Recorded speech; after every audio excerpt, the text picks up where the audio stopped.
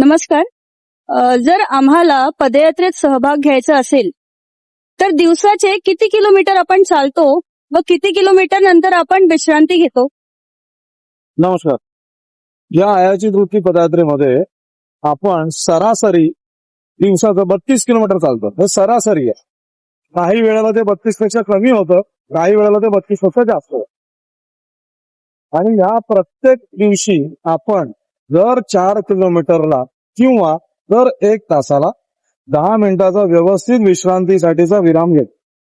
आणि तो अशा ठिकाणी घेतो ज्या ठिकाणी आपल्याला बसता येईल, थोडं काही वॉशरूम रेस्टरूम ऍक्सेस करता येतील, ह्या गोष्टीसाठी तो घेतो. कारण का आपण आयाचीच वृत्ती आहोत, पण म्हणून आपण निसर्गाच्या गोष्टीला कुठल्याही प्रकारचा त्रास द्यायचा नाहीये. आपल्याला काही गोष्टीची स्वच्छता आणि राष्ट्रीय स्वच्छता, आपल्या भागाची स्वच्छता आपल्याला सांभाळायची आहे.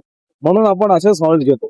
पण एवढं नक्की आहे की दिवसाला 32 किलोमीटर सरासरी, त्याच्यामध्ये दर 4 किलोमीटरला 10 मिनिटाची विश्रांती आणि पहाटेची काकड आरती करून आपण निघतो.